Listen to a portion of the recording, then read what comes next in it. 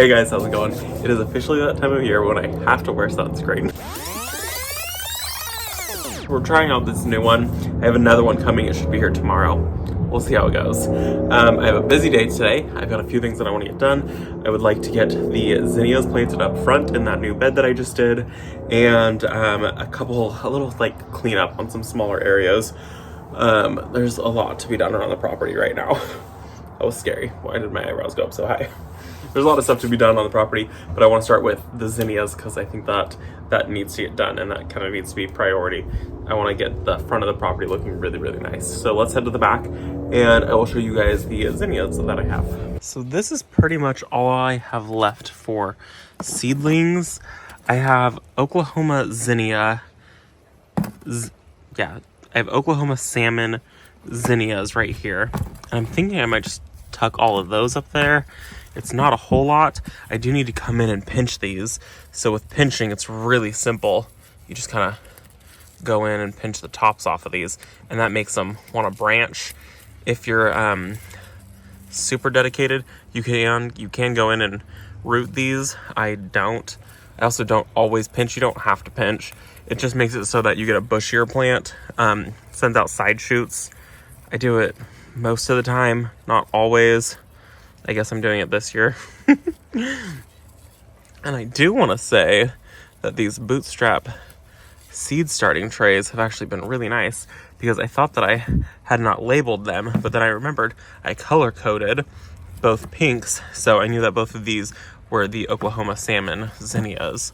Yeah, so a little trick right there. If you color coordinate your seedlings in the 6-pack cells, you're good to go. You have to label even less. So my plan was to do this, or I have a bunch of amaranth that I was thinking. So I have amaranth called Emerald. It has these beautiful pink stems. And then I have the burgundy, and I have coral fountain. So I've got 3 different amaranths right here. I feel like maybe I'll do a couple of each of these and all of these up front. I think that would be perfect. Gosh, it just makes it so much fun. I love these. I cannot believe I'm loving these colors. I'm just blown away the fact that I'm actually enjoying this. It's wild. I'm not a bright colored person. We are going to come in and thin these out really quick. So we're just going to come in and kind of cut off all of these that are not looking the best, and try to only keep the strongest looking one. So there's one plant in there like that. These are just trash now. I should have done this a while ago. I just did not. Better to thin them out than it is to let them continue to grow together like this and divide them. You can divide them. I just prefer not to. I just usually don't. So this is me coming in, being a responsible seed starting person, and thinning out all of my seedlings right here. So we're going to do this, and then we're going to get these planted. So we're definitely doing the zinnias, and then we're going to do some amaranth.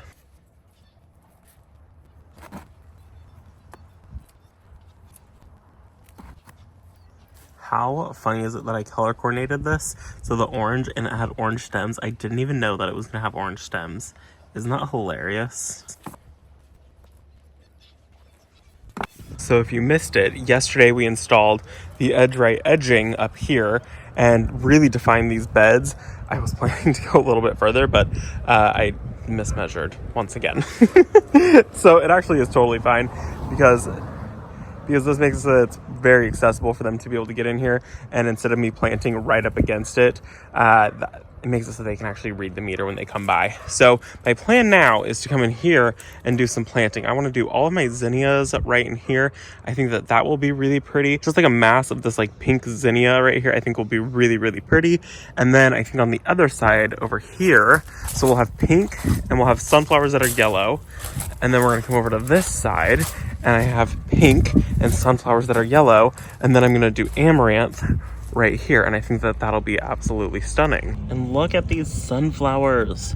Are you kidding me? And look at this one, just popped. Oh, so gorgeous. This is the Sunbelievable, by the way.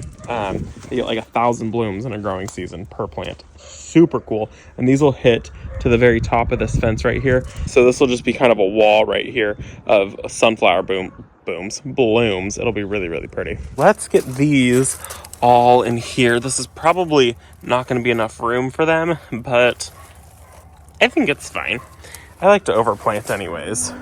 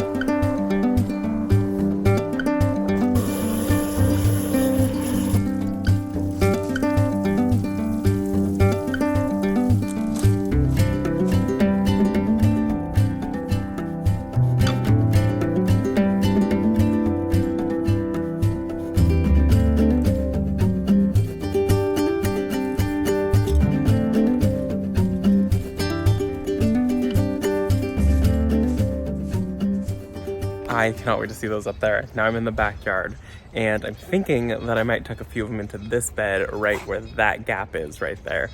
Amaranth is one of my favorite things to grow in the garden. I've grown it consecutively for I think 4 years now, and Love Lies Bleeding has been one of my favorites, and also Emerald Tassel has been one of my favorites. They are both so gorgeous, and if you combine the two together, growing them right next to each other, it's just absolutely stunning. I didn't grow any Love Lies Bleeding this year. I don't know why. I think I just forgot to start it, and now it's too late, and honestly, like, these aren't even that far along, but they should be a lot farther along. They're just not. But it's too late now. So I am gonna get these ones in the ground. The Coral Fountain does kind of look like the Love Lies Bleeding, just not as vibrant. It's more like corally color instead of a pink color, but I still think it's absolutely worth it. And so I think I'm gonna go in with probably like 6 of these right here. I'm gonna go in with like 3 of the coral, 2 of the emerald, and 1 of the splendors. I can't even read my own handwriting. That's how bad it is. So I'm gonna go with 6 of them. I'm gonna tuck them in right there. I think it'll be really, really pretty. I have not grown amaranth in this spot, and so hopefully it looks good and hopefully it does well. It actually should do really well here because it wants full sun. It wants as much sun as possible. And I figured I've got this empty spot where the espalier apple hasn't filled out. So we'll fill this in, and that'll be a really nice backdrop to the super cows, which are finally putting on their growth again. So they're finally happy with me.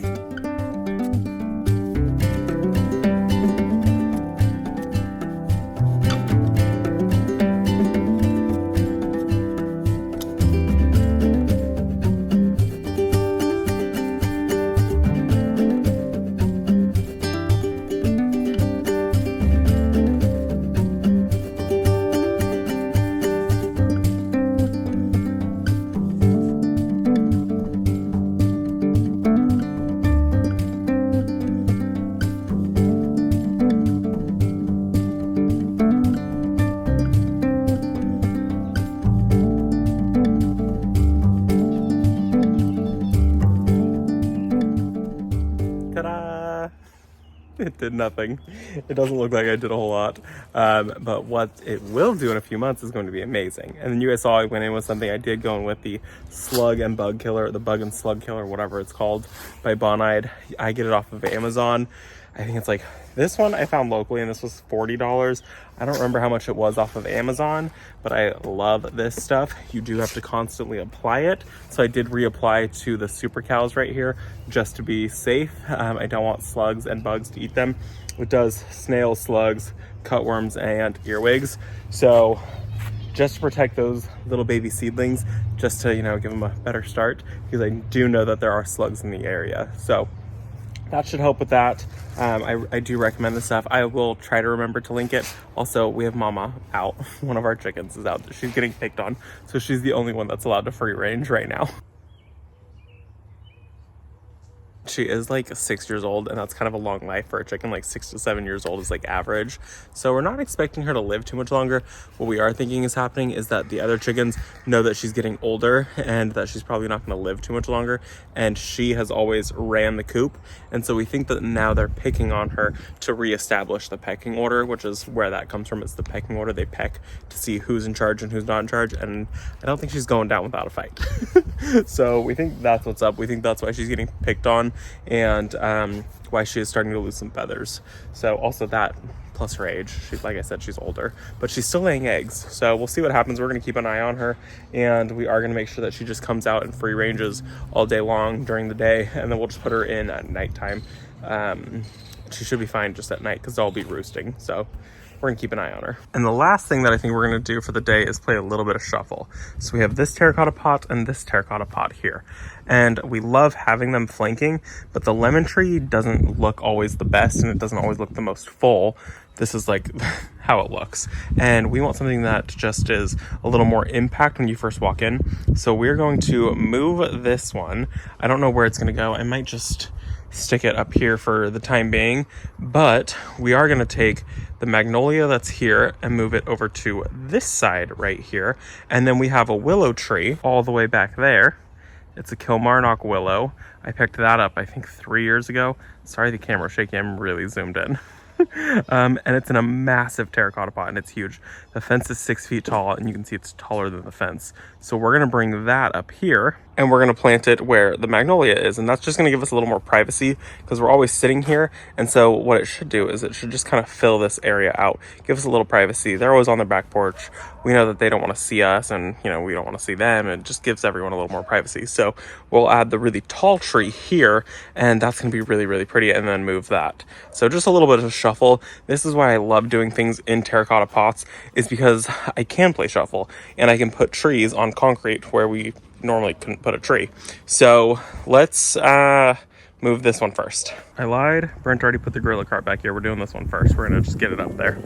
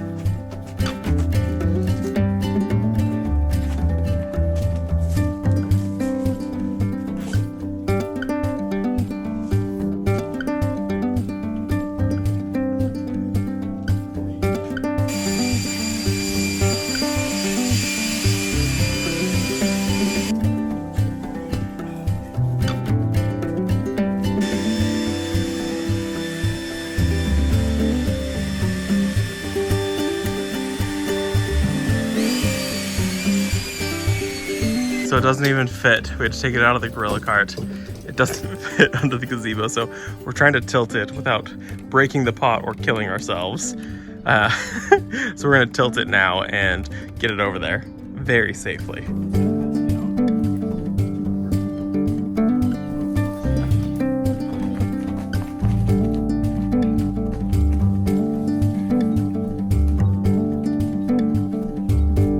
That is just perfect now. I mean, you can see this terracotta pot is massive. I mean, you can't tell the difference too much, but in real life, you can really tell that they are a totally different size. This one is so huge. It definitely takes 2 people to carry. This one takes like 1.5 people to carry. It's still very, very heavy. I love this. I can't believe how tall this thing is already. It's really exciting.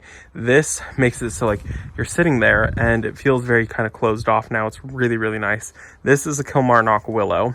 I've had this for probably 2 years. I picked this up at Magnolia in Chico, and this is a Monrovia plant also 3 years ago. And this one gets, I think it says 10 feet tall and up to 8 feet wide, but you can train it, and I should be smarter and I should come in and limb up the inside and let the top really cascade down, but I haven't done that. I'm just kind of letting it do its natural thing, and you can see like some of them cascade down. This winter time, I actually came in and did a ton of trimming on this thing because all of these were hitting the ground and you couldn't even see the pot anymore. It was crazy. So it does take a little tiny bit of work, but really not a whole lot. And this actually will be a lot happier here now because this is going to get a ton more sun. It was getting shade back there from that willow, and then our next door neighbors over there have a carport, so it only got a couple hours of sun, and so that's why it's not as full as it really should be. And then we have the magnolia over here. This is a magnolia called Ricky, and I love this thing, and it should still be very happy over here. And we turned it, so we did a 180 on it, so that way the creeping thyme that's under there is still technically in shade. That's what I've got growing underneath here is creeping thyme, and it is my favorite, but it's a shade plant. But if you look up above, you can't even see it, so that's how I know it's going to be protected. It's just going to get a little tiny bit of morning sun. You can see this tree is very flat because of the way it had been grown. It had been grown along the other side where it was getting a ton of shade. So I'm not going to rotate it. I don't care that it's flat like this. It doesn't bother me. I really love the creeping thyme though. This is one of my favorites in the garden. I've always wanted to grow this in mass and have never been able to. I've always failed. And I picked this up at the plant barn, and this was like, I think I paid like $25 for this because I bought a huge flat of it, and it's actually very happy now. So it's really, really exciting. I've always killed it. I would love to have this like around the fountain and just in a ton of other places, but this so far is my only success that I have with it. So I'm going to take it and we're just going to call it a win, and I'm not going to try any harder. I'm just going to appreciate what little bit I do have. And then see this? You can't even see that anymore. It's really nice. That gives us so much more privacy when we're out here, and it gives them privacy too. We usually do have this kind of tucked just a little bit, so that offers us privacy when we are just sitting right here because we don't want people just staring at us. So I'm really happy with that. And it's crazy to think that we went from compost pile being here, which there's all my wood, we're gonna ignore that, but the compost pile being here and that tree being here, to now look how open it is. And this grape was growing up inside the tree, so that didn't do it any justice. That was not helpful at all. But now I have all of this planting space, and I want to widen this bed also. I want this to be more of like a soft curve and be really big. So I think that that'll be really pretty. That's obviously for another day. That I won't be doing any planting here until this gets taken care of at some point.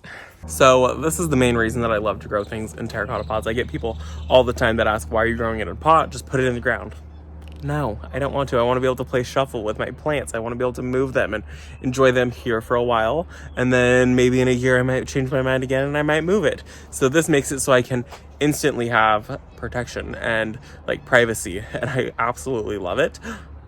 Let's, we should one of these days propagate some of the moss, even though I just said the creeping thyme, even though I just said I'm not going to, and try growing it under there. Could you imagine 2 pots flanking the walkway filled with the creeping thyme? So gorgeous. Oh, it was a good day. We got the amaranth planted, which I really needed to do.